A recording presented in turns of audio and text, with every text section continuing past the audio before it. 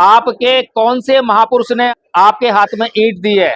रविदास जी ने दी है, कबीरदास ने दी है, फिर बुद्ध ने दी है, बाबा साहेब ने दी है। तो आप तो कह रहे हैं ईंट या पत्थर से देंगे।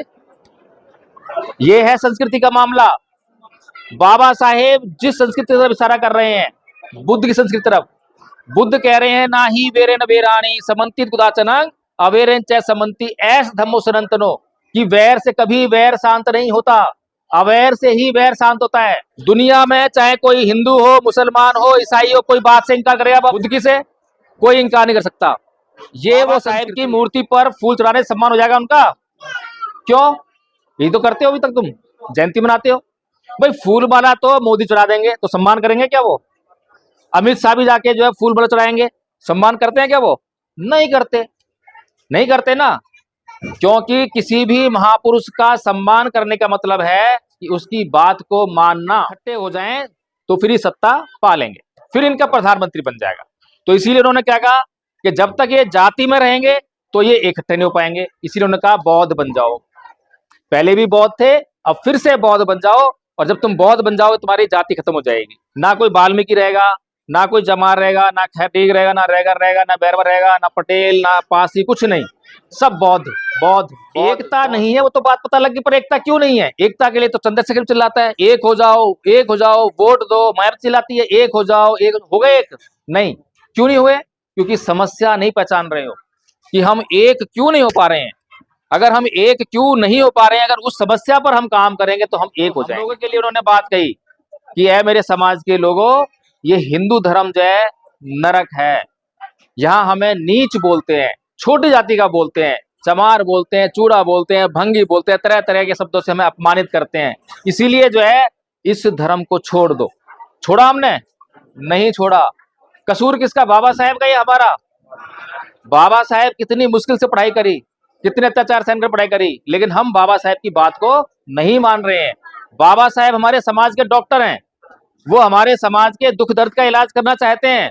अब कोई डॉक्टर के पास तुम जाओ किसी बीमारी का इलाज करवाने के लिए, और वो डॉक्टर तुम्हें दवाई दे और तुम दवाई को खाओ ना, तो इलाज हो जाएगा क्या? सही हो जाएगा?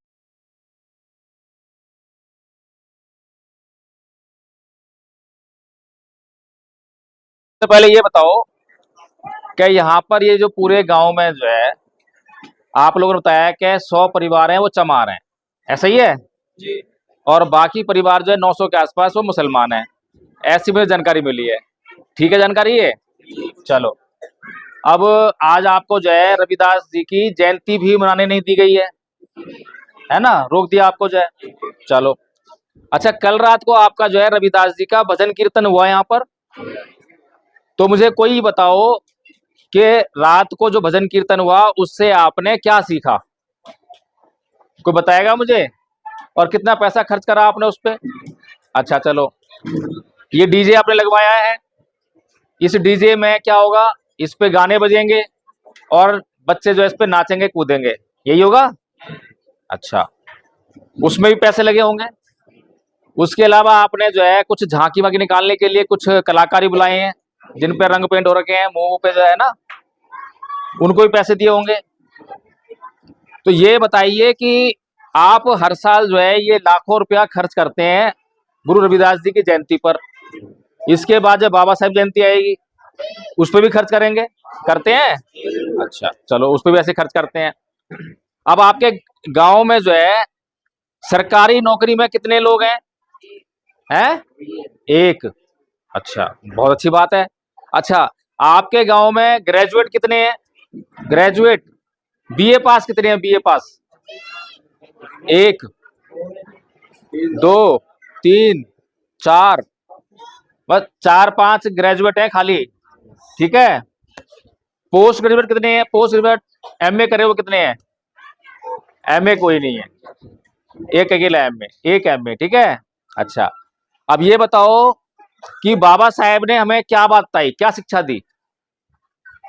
बाबा साहेब ने हमें क्या शिक्षा दी? गुरु रविदास जी ने कहा कि भाई मैं ऐसा राह चाहता हूं जहां पर सबको अन्न मिले। तो अन्न तो सबको मिल रहा है, भूखा कोई नहीं मर रहा। फिर एक बात और कही कि सभी लोग जो है समान रूप से रहें, सम बसें, है ना?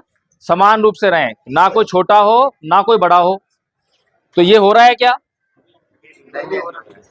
अब गुरु रविदास जी ने जो चाहा कि ऐसा राज चाहूं मैं, राज चाहा ना ऐसा, तो राज को चाहने के लिए कि राज ऐसा मिले, उसके लिए उन्होंने क्या करा? बताओ क्या करा उन्होंने?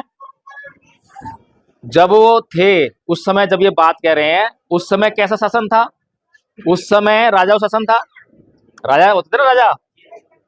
तो राजा होते थे, या उस समय मुगल थे, मुसलमान शासक थे, तो शासन कैसे मिलता था? तलवार के बल पर, है ना। तो क्या गुरुजी ने कोई सेना बनाई अपनी? क्या मुझे जो है राज चाहिए, कोई सेना बनाई? है ना। तो फिर राज कैसे मिलेगा? तो इसका मतलब गुरुजी की ये इच्छा थी, बस इच्छा से आगे कुछ नहीं हो पाया। सही बात है ये। लेकिन उनकी इच्छा को पूरा करने का काम किसने करा? बाबा साहेब ने। कैसे करा? कैसे करा? संविधान में आपको वोट का अधिकार देकर वो बात कर दी कि अब रानी के पेट का ऑपरेशन हो गया, अब रानी के पेट से जो है राजा नहीं पैदा होगा, बल्कि आप जो है वोट के माध्यम से राजा बनेगा। तो अब आपके पास ये ताकत मिल गई, ठीक है, ताकत मिल गई है। जिसकी जेब में पैसा हो राजा, तो परिवार ताकतवर है। जिसकी जेब में पैसा हो राजा। ये तो आप लोगों ने बना दिया ना।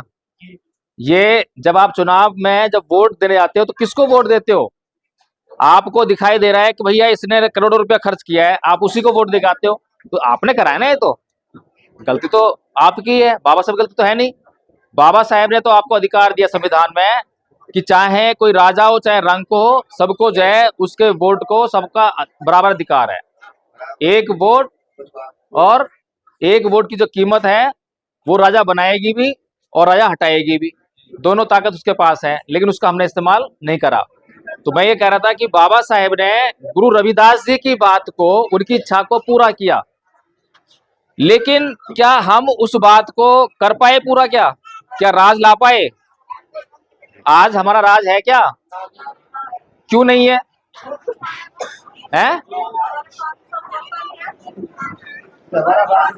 अच्छा ये बताओ, अब तलवार की जरूरत तो है नहीं, सेना की जरूरत नहीं है, लड़ने की जरूरत नहीं है कि भाई कोई राज बैठा है उसको मार के ही हम राजा बनेंगे। अब कैसे राजा बनेंगे? वोट देकर। तो अब वोट से हम राजा क्यों नहीं बन पा रहे हैं? प्रॉब्लम क्या है? असली समस्या की बात क्यों नहीं करते हम? असली समस्या क्या है? कोई बताए असली समस्या क्या है? समस्या ये है कि हम इकट्ठे नहीं हो पाते हैं। इकट्ठे क्यों नहीं हो पा रहे हैं? इसलिए हम बढ़ नहीं पाते। अच्छा ये बताओ, अगर खाली चमार भी इकट्ठे हो जाएं तो राजा बन जाएंगे? नहीं बनेंगे। देखो, समझने वाली बात है। मुझे लगता है कि आपको समझाने के लिए अभी तक गांव में कोई आया नहीं है। इस देश में हिंदू धर्म की व्यवस्था है, और हिंदू धर्म जो है 4 जातियों में बटा है, मोटी मोटी, ब्राह्मण, क्षत्रिय, वैश्य और शूद्र, है ना। ऊपर की 3 जातियां जो हैं मात्र 15% हैं। 100 में से कितनी है? 15। वो अपना राजा नहीं बना सकती। बना सकती है क्या? अगर वोट की ताकत से देखा जाए तो 100 में जिनकी संख्या 15 है उनका राजा बनेगा, या जिनकी संख्या 85 उनका राजा बनेगा? 85 वाला बनेगा, जिसके वोट ज्यादा उसका बनेगा। ठीक है। अभी 85 कौन है ये भी समझना चाहिए। 85 में खाली चमार तो है नहीं सारे। 85 में क्या है? SC, ST, OBC, SC, ST और OBC। ठीक है। अब SC क्या है? SC समझ रहे हैं क्या है? बताएं कोई SC क्या है? SC में खाली चमार है क्या? नहीं है, हजारों जातियां हैं। हजारों जाति मिलके जो है जब ये समाज बनता है, ठीक है। और हम क्या चिल्ला रहे हैं कि हम चमार चमार चमार। तो बाबा साहब ने इस बात का कोई हल किया? नहीं किया। बाबा साहब ने हल किया। बाबा साहब ने क्या हल किया कि जब ये 85% समाज, जब इस देश में ये बौद्ध थे, क्या थे? बौद्ध। हम सभी पहले बौद्ध थे, तो इस देश पे शासन किसका था? इस देश पे शासन हमारा था, हम राजा थे। लेकिन जब हम जो है जातियों में बट गए, जब हम बौद्ध नहीं रहे, जब हम जो है हिंदू हो गए, जब हम मुसलमान हो गए, तो इस देश पे जो है राज हमारा चला गया। हमारे हाथ से राज चला गया। ठीक बात है। तो बाबा साहेब जो है उस बात को, आपने तो पढ़ाई करी नहीं, आप गाँव पढ़े लिखे भी नहीं है, तो बाबा साहेब ने पढ़ाई करी। बाबा साहेब ने इतिहास में जाके देखा कभी हुआ क्या है, हमारी ये हालत हो कैसे गई, क्या ये हालत हमारी भगवान ने भेजी है ऊपर से, जैसे हिंदू बोलते हैं कि ये सब तो भगवान की मर्जी है, क्या ऐसा वास्तव में भगवान की मर्जी है?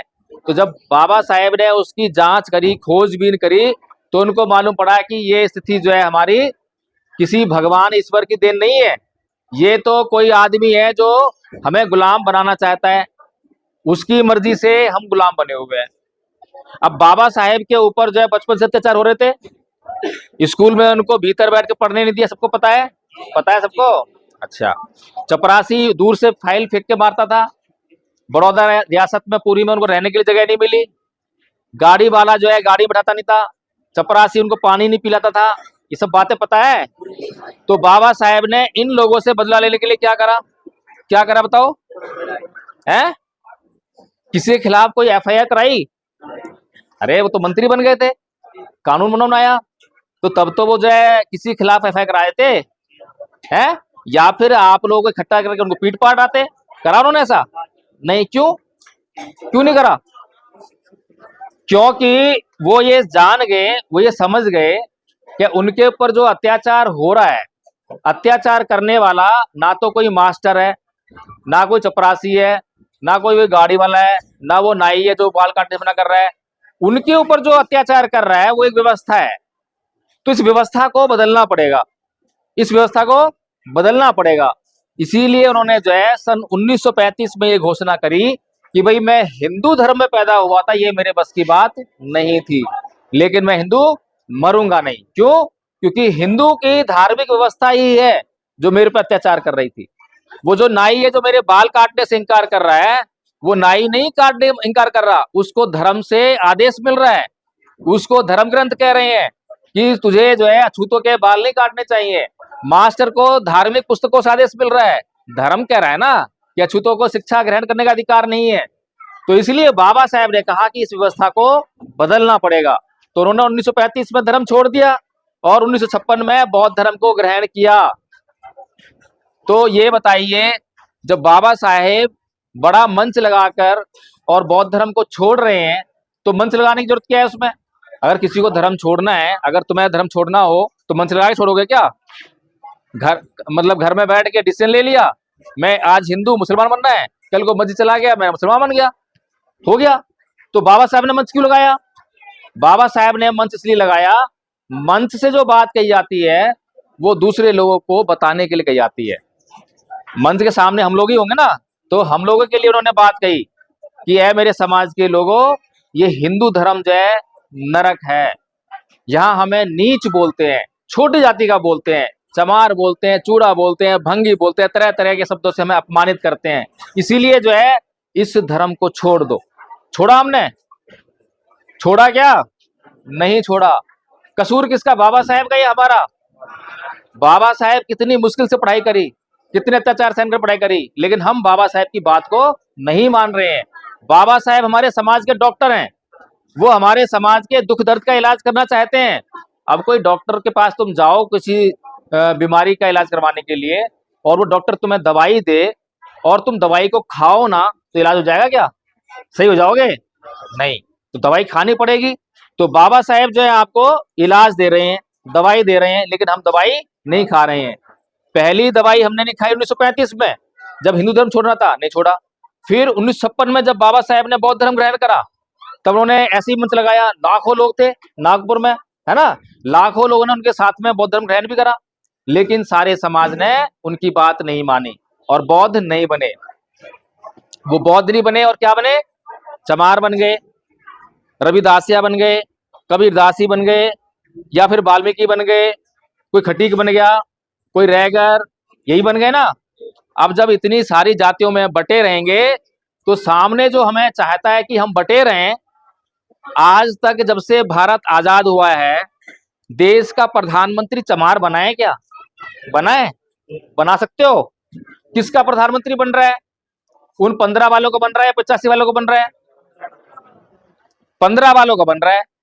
अब 15 वालों के पास वोट नहीं है, तो किसके वोट से बन रहा है? कसूर किसका है? किस बात का कसूर है? क्या कसूर है? एकता नहीं है, वो तो बात पता लगी, पर एकता क्यों नहीं है? एकता के लिए तो चंद्रशेखर चिल्लाता है एक हो जाओ, एक हो जाओ, वोट दो। मायावती चिल्लाती है एक हो जाओ, एक हो गए। एक नहीं, क्यों नहीं हुए? क्योंकि समस्या नहीं पहचान रहे हो कि हम एक क्यों नहीं हो पा रहे हैं। अगर हम एक क्यों नहीं हो पा रहे हैं, अगर उस समस्या पर हम काम करेंगे तो हम एक हो जाएंगे। पर उस समस्या पे तो काम करें ना, और हम खाली गाल बजाते रहें एक हो जाओ, एक हो जाओ। कैसे एक हो जाएंगे? समस्या ये है कि हम अभी भी जाति में बटे हुए हैं, अपनी जाति को छोड़ नहीं रहे हैं, और जब तक हम जाति में बटे रहेंगे जब तक जो हम एक नहीं हो पाएंगे। इसीलिए बाबा साहेब ने कहा था, बाबा साहेब ने देख लिया कि भाई ये जो समाज बटा हुआ है, हजारों जातियों में बटा हुआ है, ये कभी सत्ता नहीं पा पाएगा, लेकिन अगर ये इकट्ठे हो जाएं तो फिर ये सत्ता पा लेंगे, फिर इनका प्रधानमंत्री बन जाएगा। तो इसीलिए उन्होंने क्या कहा कि जब तक ये जाति में रहेंगे तो ये इकट्ठे नहीं हो पाएंगे। इसीलिए उन्होंने कहा बौद्ध बन जाओ। पहले भी बौद्ध थे, अब फिर से बौद्ध बन जाओ, और जब तुम बौद्ध बन जाओगे तुम्हारी जाति खत्म हो जाएगी। जब तुम बौद्ध हो जाओगे तो जाति खत्म हो जाएगी। ना कोई वाल्मीकि रहेगा, ना कोई जमार रहेगा, ना खैतीग रहेगा, ना रैगर रहेगा, ना बैरवा रहेगा, ना पटेल, ना पासी, कुछ नहीं, सब बौद्ध बौद्ध बौद्ध बौद्ध। और बौद्धों की संख्या जब इस देश में अगर मान लो 40% भी हो गई तो प्रधानमंत्री किसका बनेगा? इतना आसान काम है। बाबा साहेब ने इतनी त्याग, समर्पण, बलिदान करके जो है अपने 4 बच्चे कुर्बान करके, अपनी बीवी कुर्बान कर दी, अपना सारी जिंदगी का सुख चैन कुर्बान कर दिया, और हमें एक संविधान दिया, संविधान में वोट देने का अधिकार दे दिया कि अब तुम शासक बन सकते हो। लेकिन हम लोग जो शासक बनना नहीं चाहते हैं, बड़ी भारी समस्या है ना। अब गुरु रविदास जी ने चाहा कि राज, और राज के लिए रास्ता दिया बाबा साहेब ने। अब लेकिन हमारा समाज फिर बट गया कि मैं तो रविदास समाज का हूं, मैं अम्बेडकरवादी हूं, मैं कबीरपंथी हूं। बट गया समाज। अब हमें क्या करना चाहिए? किसकी बात माने? किसकी बात माने? हम अगर किसी एक की बात मानना चाहें तो हमें एक को चुनना पड़ेगा। अगर हम बाबा साहेब की बात को देखें तो सबसे ज्यादा दुनिया में पढ़ा लिखा आदमी बाबा साहेब, पूरी दुनिया में आज तक की गारंटी है। और भारत में उनके मुकाबले क्या, उनके पास आसपास तक कोई नहीं है पढ़ाई लिखाई के मामले में। और वो आदमी जो है कौन समाज से? हमारे समाज से। लेकिन उस आदमी की भर भर के हमने बेइज्जती करवाई है, भर भर के। क्यों करवाई है? यहाँ पर जो है बाबा साहेब की मूर्ति लगा दो और उन पर जो है फूल माला चढ़ा दो, सम्मान हो गया उनका? सम्मान हो गया? हाँ जी, सम्मान हो गया। बाबा साहेब की मूर्ति पर फूल चढ़ाने से सम्मान हो जाएगा उनका? क्यों? यही तो करते हो अभी तक, तुम जयंती मनाते हो। भाई फूल माला तो मोदी चढ़ा देंगे तो सम्मान करेंगे क्या वो? अमित शाह भी जाके जो है फूल माला चढ़ाएंगे, सम्मान करते हैं क्या वो? नहीं करते, नहीं करते ना। क्योंकि किसी भी महापुरुष का सम्मान करने का मतलब है कि उसकी बात को मानना। मैं कभी कभार चढ़ा दियो मैंने मूर्ति पे फूल माला जो है, पर मैं नहीं चढ़ाता। लेकिन मैं एक बात जरूर करता हूं कि बाबा साहेब ने जो कहा है उसको अमल करना है और करवाना है। अमल करना है और करवाना है। अभी अमित शाह जी ने जो है संसद में क्या कहा था? क्या अम्बेडकर अम्बेडकर अम्बेडकर ऐसी कहा था? तो आपको क्या लगा कि उसने अपमान कर दिया, है ना? और सारे समाज में जो है ये बात फैलने लगी कि अमित शाह ने अपमान कर दिया, अमित शाह ने अपमान कर दिया। अब मुझे ये बताओ कि अमित शाह को गलत कह रहा था क्या? अमित शाह ने कहा कि भाई तुमने जो है बाबा साहेब का नाम लेना, संविधान का नाम लेना फैशन बना लिया है। तो तुम्हारे लिए फैशन ही तो है ये। अगर तुम्हारे लिए फैशन ना होता तो तुम सत्ता में होते। तो अगर ये फैशन ना होता तो बाबा साहेब बात मान रहे होते। बाबा साहेब की बात मान के हिंदू धर्म छोड़ दिया होता, बाबा साहेब बात मान के बौद्ध धर्म अपना लिया होता, जाति खत्म हो गई होती, इकट्ठे हो गए होते और सत्ता में आ गए होते। अगर ऐसा नहीं हो रहा है तो अमित शाह सही कह रहा है, सही कह रहा है ना। लेकिन समस्या ये है कि हमें समझाने वाला कौन है ये बात कि अमित शाह जो है बाबा साहब का अपमान कर रहा है? कौन समझा रहा है बात? हमारा बुद्धिजीवी वर्ग, हमारे समाज के प्रोफेसर, IAS IPS नेता चंद्रशेखर जी, मायावती जी जी भर भर के जो है मंच लगा रहे हैं तो बाबा साहब का अपमान कर दिया, अपमान कर दिया। क्यों? क्योंकि वो आपको जो है इस बात से इकट्ठा करना चाह रहे हैं कि इकट्ठे हो जाओ बाबा साहब है। लेकिन क्या ये बात सही है? नहीं। उन्हें तो आके ये कहना चाहिए कि अरे नालायको अब तो जाग जाओ, है? अरे अमित शाह ने जो कही अब तो तुम्हारी आंख खुल जानी चाहिए। वो सही कह रहा है कि तुम जो है बाबा साहब का नाम लेते हो, खाली नाम लेने का काम करते हो। पर बाबा साहब की तो बात तुम मानते नहीं हो। ये बात आके जो है मायावती को कहनी चाहिए, चंद्रशेखर को कहनी चाहिए, तमाम तरह के जो बुद्धिजीवी हैं, वकील हैं, डॉक्टर हैं, आईएएस हैं, आईपीएस है, सबको समाज में जाके ये बात समझानी चाहिए कि तुम लोग जो है बौद्ध बन जाओ। अब बौद्ध बनने के लिए क्यों कहा, किसने कहा बौद्ध बनने के लिए? बाबा साहब ने कहा। अच्छा, बाबा साहब ने ये समझाया हमें, भाई ध्यान से सुन रहे हो, बात समझ में आ रही है? बाबा साहब ने हमें ये कहा कि भाई भारत का जब मैंने इतिहास पढ़ा तो उसमें मैंने दो संस्कृतियां पाई, दो संस्कृतियां, एक ब्राह्मण संस्कृति और दूसरी बौद्ध संस्कृति। अब क्या तुम्हें लगता है कि इसके अलावा कोई दूसरी तीसरी संस्कृति है? बताओ मुझे, कोई तीसरी संस्कृति है क्या? बौद्ध संस्कृति और ब्राह्मण संस्कृति नहीं है। तो रविदास जी कौन है, कबीरदास जी कौन है, क्यों मानते फिर इनको? बताओ मुझे।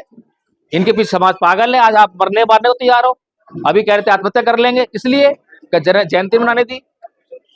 तो अब सवाल ये उठता है, बाबा साहेब कह रहे हैं कि एक तरफ ब्राह्मण संस्कृति है, दूसरी तरफ बौद्ध संस्कृति है। तो सवाल उठता है कि क्या रविदास संस्कृति नाम की कोई संस्कृति है क्या? कोई रविदास? अभी पहले मैं बोल लूं फिर बोल लेना। हम किसे मानना है? हम किसे मानना है?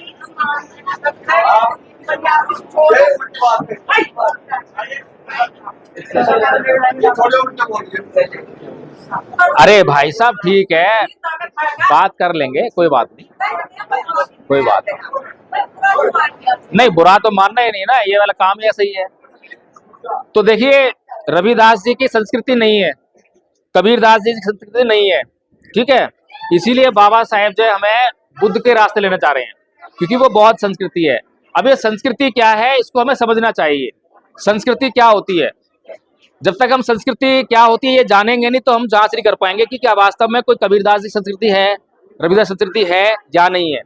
तो संस्कृति होती है कि हम सुबह उठते हैं और रात को सोते हैं, इस दौरान हम बहुत सारे काम करते हैं। तो जितने भी हम काम करते हैं, हम बोलते हैं, चालते हैं, घूमते हैं, फिरते हैं, साइकिल चलाते हैं, है ना, ये सारे जो काम करते हैं हम कैसे करते हैं? आदत से करते हैं ना। इन सब कामों की हमें आदत पड़ गई है। अपनी आदत से ये वाले, आप लोग जब ये डिस्टरबेंस होती है ना, तो थोड़ा सा ना बोलने का भी फ्लो खराब होता है। क्या है समस्या? हर गांव में ऐसा आता है, कोई ना कोई मिलता ही है। तो जो हम काम करते हैं वो हम करते हैं आदत से, ठीक है। अभी हमारी आदत है, हिंदू धर्म जो है या बौद्ध धर्म, ये भी एक आदत है, एक तरह का स्टाइल। जैसे कि ईंट का जवाब पत्थर से देना, सुना है सबने? ईंट का जवाब पत्थर से देना। अब जैसे आज हमारा जो है जो नुकसान हुआ है, तो हमारे मन में कैसी बात आ रही है कि छोड़ेंगे नहीं, हम भी हाई कोर्ट जाएंगे, सुप्रीम कोर्ट जाएंगे, या फिर आत्महत्या करेंगे। ये सब बातें आ रही हैं कि हम कम थोड़ा ना किसी ईंट का जवाब पत्थर से देंगे। सभी बात राजी है, इस बात से राजी है ना, खूब अच्छी तरह से। अब बताओ ये कौन सी संस्कृति है? ईंट का जवाब पत्थर से देने वाली संस्कृति कौन सी है? बताओ, किसने सिखाया आपको? आपके कौन से महापुरुष ने आपको जो है आपके हाथ में ईंट दी है? रविदास जी ने दी है, कबीरदास ने दी है, फिर बुद्ध ने दी है, बाबा साहब ने दी है। तो आप तो कह रहे हैं ईंट पत्थर से देंगे। ये है संस्कृति का मामला। बाबा साहेब जिस संस्कृति की तरफ इशारा कर रहे हैं, बुद्ध की संस्कृति तरफ।